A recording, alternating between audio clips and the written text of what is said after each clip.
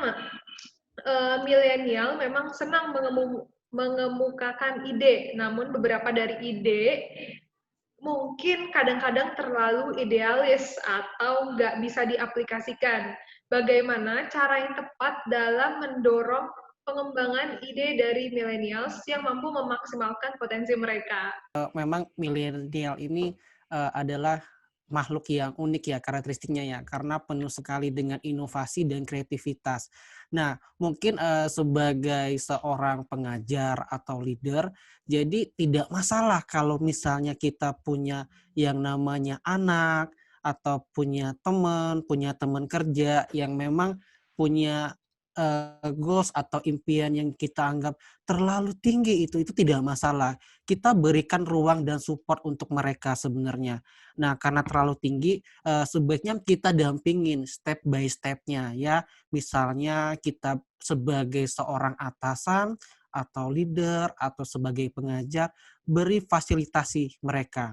Improvement misalnya, apa yang perlu mereka tingkatkan agar bisa tercapai. Karena memang anak-anak milenial itu punya impian yang sangat besar kalau kita bilang. Bisa nambahin sedikit karena aku banyak banget bekerja dengan lingkungan tim aku yang generasinya milenial gitu ya, dan memang kurang lebih juga umur range-nya juga aku. Yang paling utama sih sebenarnya they need recognition and compliment gitu. Itu juga kayaknya yang benar emang lumayan mereka cari gitu. Karena biasanya just a little tap in their shoulder like great job, you do your best gitu, itu biasanya will increase their endorphin and will increase their performance gitu. Itu kayak memang it's a simple things, tapi kayak if you do it very honest and you do it very sincere gitu, biasanya mereka akan ngerasa kayak oh iya ya, I do good job nih kayaknya gitu, dan I think I have to do more gitu. Itu biasanya sih sebenarnya sih nggak hanya milenial sih, tapi kayak I think itu lumayan berpengaruh kayaknya buat buat di circle network yang sekarang aku lihat gitu. Bagaimana cara menemukan leadership style yang tepat bagi generasi milenial? Kalau kita lihat ya, ada 21 century skills. Itu skill-skill yang harus kita miliki di era kekinian, khususnya bagi anak milenial. Ada 12 skill, cuma terkait dengan leadership, kita akan bisa melihat ada skill namanya FLIPS. FLIPS itu singkatan dari flexibility, leadership, inisiatif, productivity, and social skills. Nah, itu hal-hal yang memang perlu kita miliki sebagai anak milenial. Jadi fleksibel. Dulu mungkin kita berbicara tentang leadership ya A, B. Jadi agak kaku gitu ya. Namun sekarang beda. Jadi kita lebih fleksibel, mengetahui orang lain dan mengetahui potensi orang lain. Jadi segi SDM kita memilikinya. Yang kedua itu leadership. Nah, leadership itu penting banget. Jadi leadership itu apa sih yang paling penting? Leadership yang pertama adalah dia harus bisa mengkomunikasikan tujuan atau visi. Ya, kalau saya kan banyak di bidang psikologi, jadi untuk mengembangkan yang namanya potensi leadership, biasanya kita melakukan assessment ya. Kita mengenali dulu karakteristik dari si milenialnya, misalnya. Dia punya kepribadian seperti apa sih? Dan ketika di tes itu ada beberapa tes yang mencari tahu bagaimana sikap dan kemampuan si individu itu. Nah, ketika kita sudah mengetahui apa kelebihan dan kekurangannya, maka kita baru bisa melakukan personality improvement di situ atau building bagi si individunya.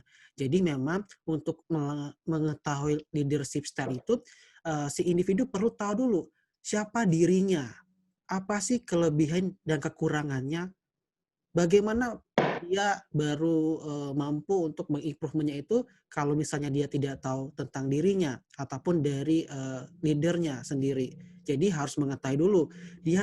Kalau dari aku, we can start being a leader to ourselves dulu gitu loh. Mulai jadi leader ke diri kita sendiri. Karena jujur mungkin buat kita-kita yang mungkin masih muda, sangat sulit. Kayak misalnya, aduh banyak sekali nih, kita masih punya banyak senior, kita masih punya kemampuan yang emang harus diasah dan belajar lagi. Jadi emang kalau buat aku ini yang sering aku pegang wisdom sampai sekarang adalah being empty battle itu penting. Karena buat aku seberapa hebatnya kita, seberapa profesionalnya kita nanti, itu sangat-sangat penting untuk buka telinga, benar-benar jadi botol kosong dan belajar banyak. Karena hidup tuh dinamis ya, mungkin teman-teman semua hidup tuh dinamis, benar-benar berubah. Kita harus istilahnya dengar dari kanan kiri, semuanya kita belajar gitu. Karena kalau kita nggak ikut dengan perubahan, kita nggak up to date juga dengan tren, kita nggak belajar lagi, itu kita bakalan stuck. Jadi menurut aku leadership skill, it is important for us to listen, to learn gitu, and being a leader to ourselves. Gitu. Di tengah pandemi seperti ini, skill apa sih yang diperlukan calon karyawan milenial agar mampu bersaing dengan pencari kerja lainnya?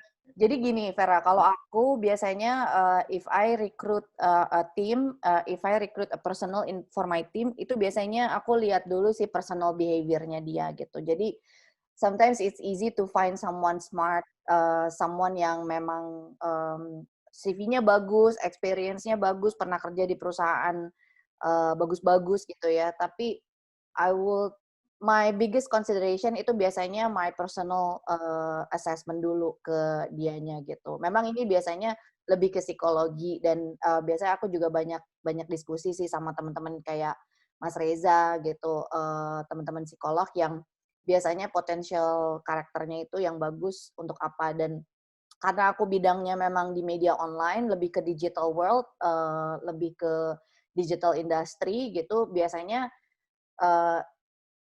seseorang yang apply ke kita, itu udah pasti orang yang punya skill. Walaupun skillnya jago atau enggak, presentasinya itu pasti yang membedakan orang tersebut. Tapi karakter dia yang akan defining his work gitu, teamwork-nya. Karena di kita juga memang bukan solo industri ya. Maksudnya semua achievement di pekerjaan kita tuh biasanya memang akan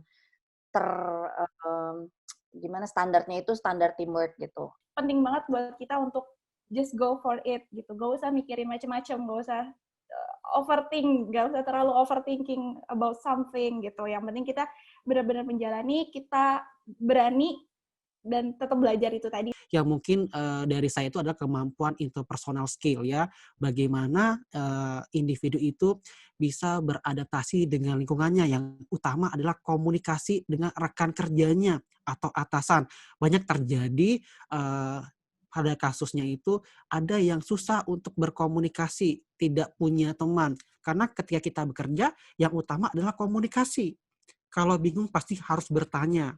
Ya, kalau misalnya dimarahin harus bagaimana kita menyikapinya. Jadi komunikasi itu penting juga dan itu personal skill yang mungkin disampaikan tadi adalah kemampuan beradaptasi ya. Dan kemudian kalau dari saya bahwa skill itu bisa dipelajari. Jangan takut ya, misal kita bekerja dimanapun, kita punya anggapan, saya nggak punya skill. Tidak benar. Karena skill itu bisa dipelajari. Salah satu yang diantisipasi dari ASN atau aparatus sipil negara ya milenial adalah karakteristik mereka di dunia kerja. Bagaimana strategi untuk menyelaraskan nih antara generation gap yang mungkin akan ditemui di dalam instansi sambil tetap mencapai produktivitas. Lagi-lagi balik lagi sama rangkuman yang tadi kita bicarakan dari semua materi juga, passion, adaptif, dan segala macam. Dan mungkin kita lebih menambahkan ke sisi attitude gitu, karena millennials di sini kita punya berbagai macam inovasi, ibaratnya fresh idea gitu kan, yang bisa jadi solusi gitu, salah satu pilihan untuk menjawab permasalahan-permasalahan di negara kita gitu. Tapi nggak mungkin semata-mata kita langsung, oke, langsung aja kita ubah semuanya gitu. Itu nggak mungkin. Jadi kita harus attitude-nya, kita harus ada dulu.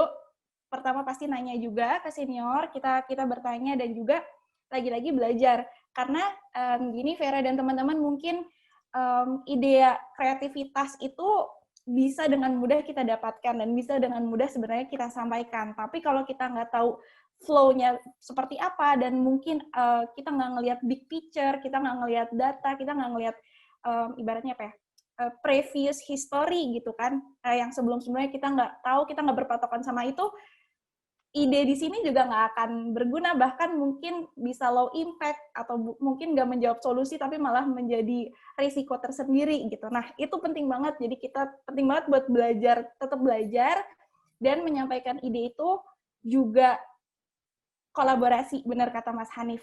Jadi kita nggak bisa sendiri, kita nggak bisa benar-benar kita punya ide, kita langsung lapor ke atasan, oke Pak, saya punya ide, nggak bisa. Jadi kita emang harus tim, kita harus ngobrol, karena sekeren apapun seseorang itu pasti harus listen to others gitu, belajar banyak gitu. Jadi kadang ada input-input yang sebenarnya kita miss atau kita kelewat kayak gitu.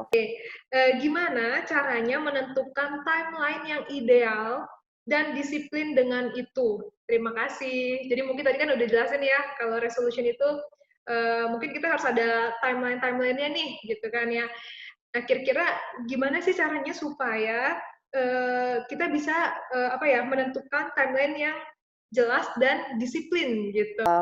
Kalau tadi yang ide-ide resolution dari aku itu karena banyak, biasanya sih emang aku split itu di dalam 1 tahun gitu ya, time frame-nya gitu. Tadi yang seperti kita mention juga, perubahan-perubahan itu nggak mesti terjadi di awal tahun aja gitu. Jadi mungkin kita bisa lihat juga di kehidupan kita selama 1 tahun itu, di bulan-bulan apa kira-kira yang kita akan idle gitu, waktunya akan senggang. Nah, mungkin itu kita taruh lebih banyak goals-nya gitu, apa yang mau kita lakukan lebih banyak di bulan itu. Tapi kalau misalnya bulan-bulan yang agak sibuk, kayak misalnya kalau aku because I'm a mom gitu, di bulan-bulan tertentu aku sibuk ngurusin sekolah anak misalnya gitu. Jadi kadang-kadang ya udah aku cari di bulan yang memang kira-kira memang itu agak senggang untuk urusan rumah, jadi aku push a lot of things yang bisa aku achieve di bulan itu gitu. Kayak traveling-nya, kayak activities-nya, ada events-nya, bikin involve in social activations-nya, terus nambahin skill baru, misalnya mau join apa gitu, komunitas-komunitas apa, itu mungkin diperbanyak gitu. Tapi kalau misalnya yang big pictures, yang big goals, itu sebenarnya it can happens anytime. Kalau time frame, harusnya kita bisa kayak sit back and review ourselves within 3 months. Consider itu juga kayak HRD sih, kayak review performance untuk diri kita sendiri per 3 bulan, let's say kayak what did I do for the last 3 months gitu. Karena orang kan suka banyak yang bilang yang kayak, oh my god, time flies gitu, udah ngapain aja ya. Padahal sebenarnya kalau misalnya kita nungguin akhir tahun dan kita nggak ngapa-ngapain, ya it flies away gitu aja gitu, nggak ngapa-ngapain. Tapi kalau misalnya kita partially like you have to sit down with yourself, kira-kira dalam 1 hari bisa reflecting yourself, udah ngapain, udah apa aja, terus kayak centang-centangin mana yang sudah kalian lakukan, mana yang belum. Nah, bikin time plan-nya itu juga yang serealistis mungkin. Jangan ambi ya, kalau bahasa anak sekarang gitu, ambisius. Ambisius boleh, tapi tetap realistis gitu. Itu ada to be to have. Jadi ada pencapaian to be to have. Kalau to be itu ya tahun itu cuma sekali. Misalkan aku harus sidang skripsi bagi teman-teman nih. Itu kan sekali seumur hidup. Ada aja to have. To have itu berarti aku harus baca 10 jurnal supaya mencapai skripsi. Kalau to be itu aku harus mendapat beasiswa, itu to be. Berarti setahun sekali. Tapi kalau to have, aku harus 10 kali ikut lomba, juara, supaya nanti bisa daftar beasiswa. Nah, biasanya kayak gitu. Pertanyaan untuk para panelis, bagaimana kiat-kiat dari kakak-kakak semua untuk menghilangkan kebiasaan menunda-nunda suatu pekerjaan penting? Yang my own project, yaitu biasanya aku tulis dulu list down yang bikin checklist gitu. Memang itu juga ada kayak ya udah ini mundur deh, yang ini turunin dulu deh, yang ini ntar dulu deh gitu. Itu happens a lot gitu. Nah, memang nggak bisa dipungkirin bahwa skala prioritas itu akan berpengaruh dengan situasi dan kondisi gitu. Jadi memang kita juga nggak bisa bilang yang kayak 100% bisa perfect langsung bikin list 1, 2, 3 langsung bisa kekerjain semua gitu. It's human kok, it's natural. Jadi nggak usah mikir kayak it's right or wrong gitu. Itu semua part of the process. Jadi yang gimana kita bisa lakukan adalah minimalisir aja mana yang kira-kira impactful ke orang lain lebih besar, ya itu biasanya yang I would do that as a priority gitu.